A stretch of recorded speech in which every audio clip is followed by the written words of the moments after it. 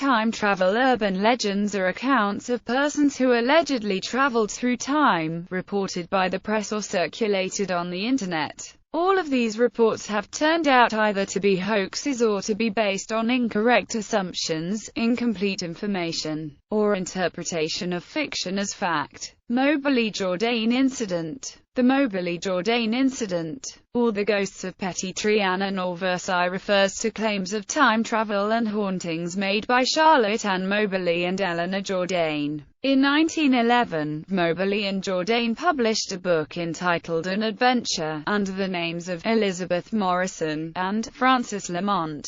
Their book describes a visit they made to the Petit Trianon, a small chateau in the grounds of the Palace of Versailles where they claimed they saw ghosts including Marie Antoinette and others. Their story caused a sensation, and was subject to much ridicule. Philadelphia Experiment and Montauk Project. The Philadelphia Experiment is the name given to a naval military experiment which was supposedly carried out at the Philadelphia Naval Shipyard in Philadelphia, Pennsylvania, USA, sometime around October 28, 1943. It is alleged that the U.S. Navy destroyer escort S. Eldridge was to be rendered invisible to enemy devices. The experiment is also referred to as Project Rainbow. Some reports allege that the warship traveled back in time for about 10 seconds. However, popular culture has represented far bigger time jumps. The story is widely regarded as a hoax. The U.S. Navy maintains that no such experiment occurred, and details of the story contradict well-established facts about the Eldridge as well as the known laws of physics. Nonetheless, the story has captured imaginations in conspiracy theory circles, and elements of the Philadelphia experiment are featured in other government conspiracy theories. The Montauk Project was alleged to be a series of secret United States government projects conducted at Camp Hero or Montauk Air Force Station on Montauk, Long Island, for the purpose of exotic research, including time travel. Jacques Vallée describes allegations of the Montauk Project as an outgrowth of stories about the Philadelphia experiment, hit-and-run victim from the past. The story of Rudolph Fentz is an urban legend from the 1970s and has been repeated since as a reproduction of facts and presented as evidence for the existence of time travel. The essence of the legend is that in New York in 1950 a man wearing 19th-century clothes was hit by a car and killed. The subsequent investigation revealed that the man had disappeared without trace in 1876. The items in his possession revealed that the man had traveled through time from 1876 to 1950 directly. The folklorist Chris Aubeck investigated the story and found it originated in a science fiction book of the 1950s, A Voice from the Gallery by Ralph M. Holland, which had copied the tale from I'm Scared, a short story by Jack Finney, from which the Fentz tale originated. Billy Meyer's meeting with J.M. Manuel. Billy Edward Albert Meyer is a citizen of Switzerland who claims to be a UFO contactee and prophet.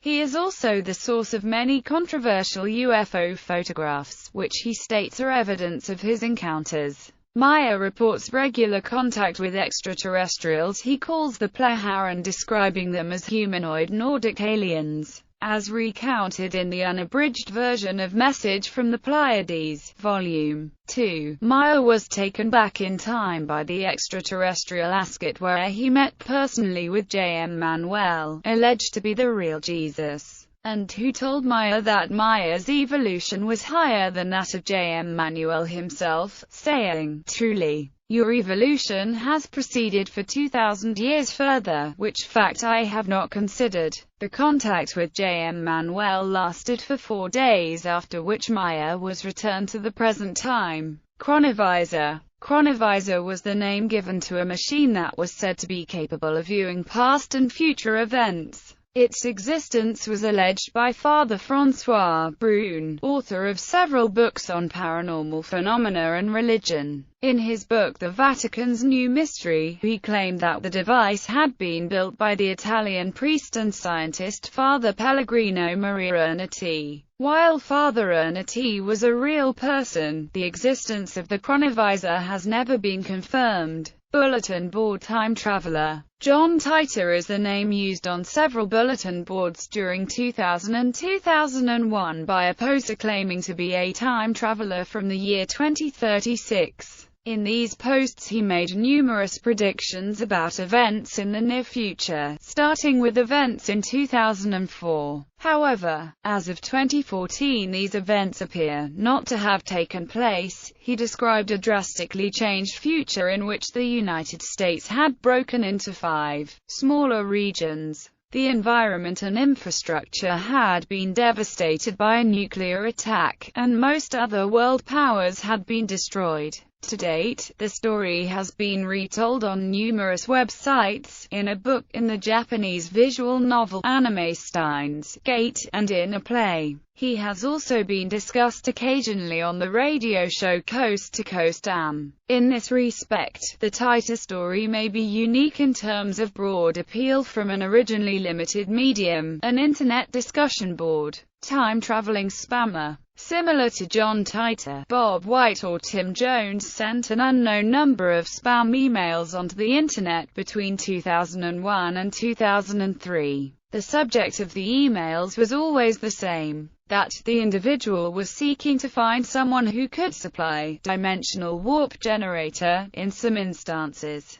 he claimed to be a time traveler stuck in 2003, and in others he claimed to be seeking the parts only from other time travelers. Several recipients began to respond in kind, claiming to have equipment such as the requested dimensional warp generator. One recipient, Dave Hill, set up an online shop from which the time traveler purchased the warp generator. Soon afterward, the time traveler was identified as professional spammer James R. Todino. Todino's attempts to travel in time were a serious belief, and while he believed he was perfectly mentally stable, his father was concerned that those replying to his mails had been preying on Todino's psychological problems. In his book Spam Kings, the journalist Brian S. McWilliams, who had originally uncovered Todino's identity for Wired magazine, revealed that Todino had been previously diagnosed with dissociative disorder and schizophrenia, explaining the psychological problems his father had spoken of. Todino's time traveler was immortalized in the song Rewind by jazz trio Groovalily on their 2003 album Are We There Yet? The song used phrases taken from Todino's emails within its lyrics. Stock trading time traveler. Andrew Carlson is a fictitious person who was reportedly arrested in January 2003 for SEC violations for making 126 high-risk stock trades and being successful on every one. As reported, Carlson started with an initial investment of $800 and ended with over $350 million, which drew the attention of the SEC. Later reports suggest that after his arrest, he submitted a 4-hour confession wherein he claimed to be a time traveler from 200 years in the future. He offered to tell investigators such things as the whereabouts of Osama bin Laden and the cure for AIDS in return for a lesser punishment and to be allowed to return to his time craft. Although he refused to tell investigators the location or workings of his craft, the Carlson story originated as a fictional piece in Weekly World News, a satirical newspaper, and was later repeated by Yahoo News, where its fictitious nature became less apparent. It was soon reported by other newspapers and magazines as fact. This in turn drove word of mouth spread through email inboxes and internet forums, leading to far more detailed descriptions of events.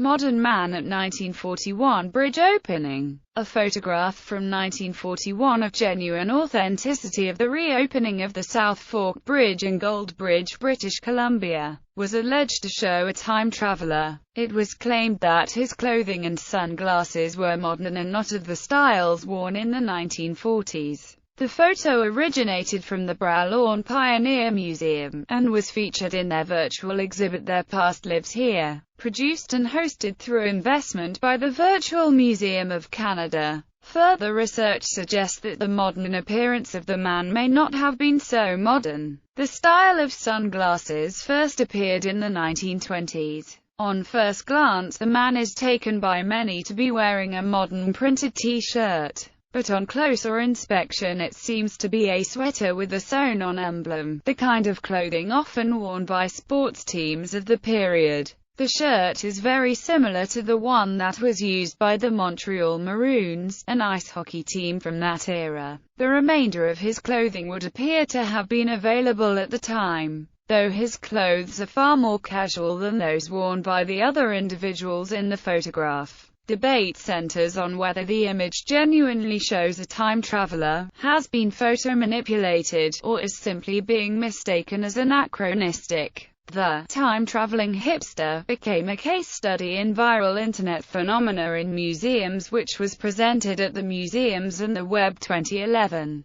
conference in Philadelphia, Pennsylvania. 1928 cell phone user. In October 2010, Northern Irish filmmaker George Clark uploaded a video clip entitled Chaplin's Time Traveler to YouTube. The clip analyzes bonus material in a DVD of the Charlie Chaplin film The Circus. Included in the DVD is footage from the film's Los Angeles premiere at Grauman's Chinese Theater in 1928. At one point, a woman is seen walking by, holding up an object to her ear. Clark said that, on closer examination, she was talking into a thin, black device that had appeared to be a phone. Clark concluded that the woman was possibly a time traveler. The clip received millions of hits and was the subject of televised news stories. Nicholas Jackson, associate editor for The Atlantic, says the most likely answer is that she was using a portable hearing aid,